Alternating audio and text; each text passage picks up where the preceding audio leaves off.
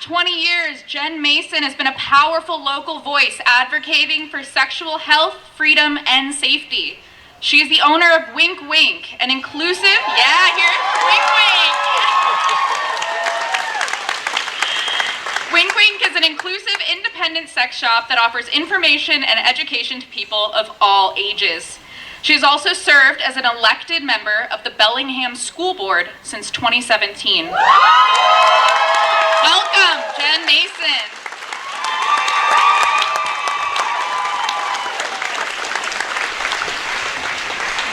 Okay, I'm way down here. All right. Thank you. Thank you to Planned Parenthood for organizing this rally, and thanks to all of you who managed to get out of bed this morning and chose to be in community. So a big round of applause for just existing right now. I am here today as a pro-choice mom.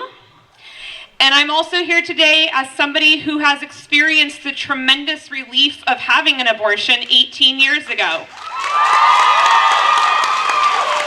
And if you have had an abortion, I want you to know that you don't owe anybody your story, and you also don't owe anybody your silence. You get to do with that information whatever you want to do.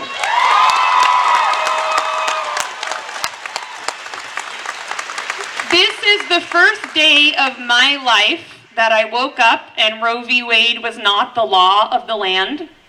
And if you are under 49 years old, this was the first day for you too.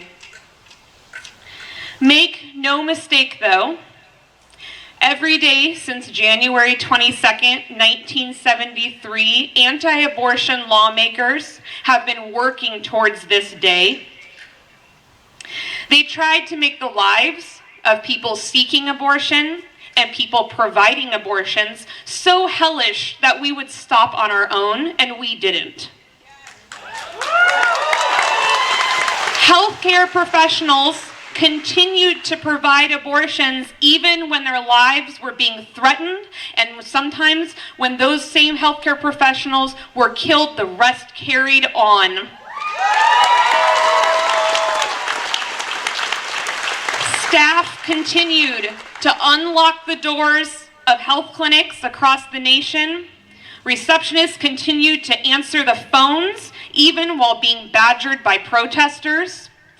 Volunteers continued escorting patients through hostile crowds in cities all across the U.S. just so people could access this routine medical procedure.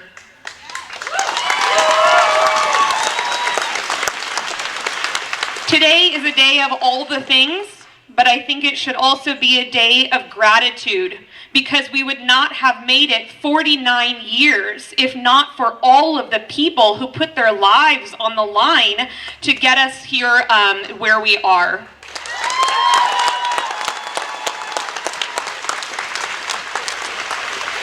If it feels like today is more than about abortion, that's because it is.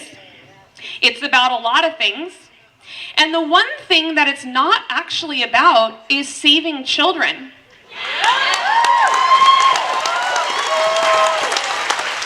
You do not get to say that you are in the business of saving children when you are also fighting against Medicaid expansion in your state.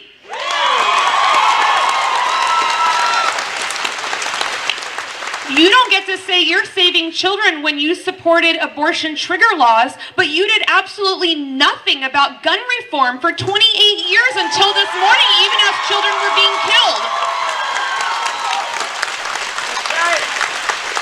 It should come as no surprise that the same lawmakers who are anti-abortion are also anti-trans, anti-sex worker, anti-indigenous, anti-black, anti-disability, and anti-immigrant. What they call values, we call bigotry.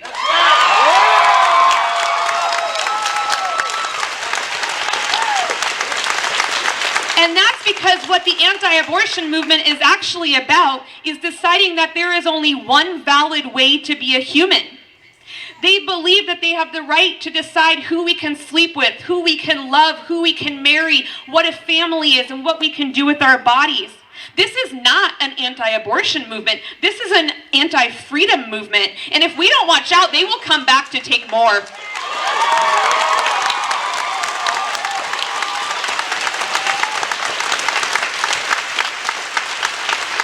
Today, the Supreme Court decided that state law can decide whether abortion is legal. But let me tell you, the law may decide what is illegal, but it does not decide what is moral and what is just and what is right. And we decide, and when the law is unjust, we fight for justice.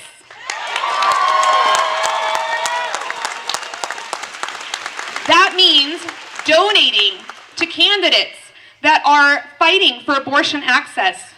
That means volunteering. That means voting in every single race, in every single election, even the boring ones.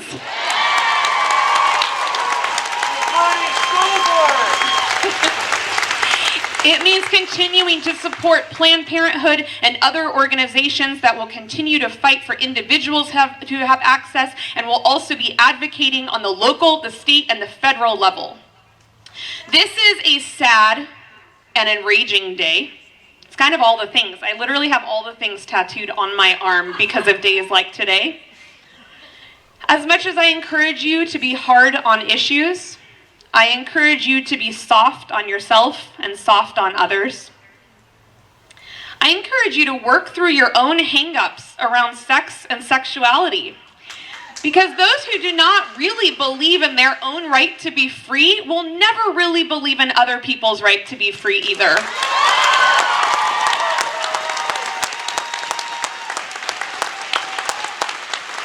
As we look ahead, we have to be prepared to fight. But we cannot become so immersed in fighting that we become afraid to win. We have to be able to hold celebration with suffering. We have to be able to hold grief with joy.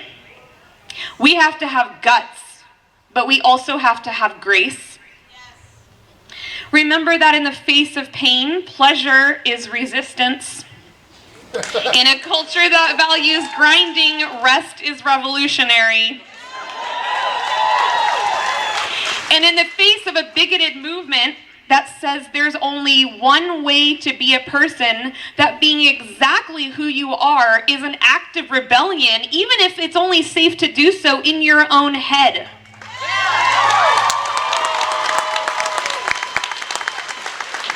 Your existence is defiance. You are valid, you are worthy, and we are all worthy of whatever it is that we have to do next. Thank you.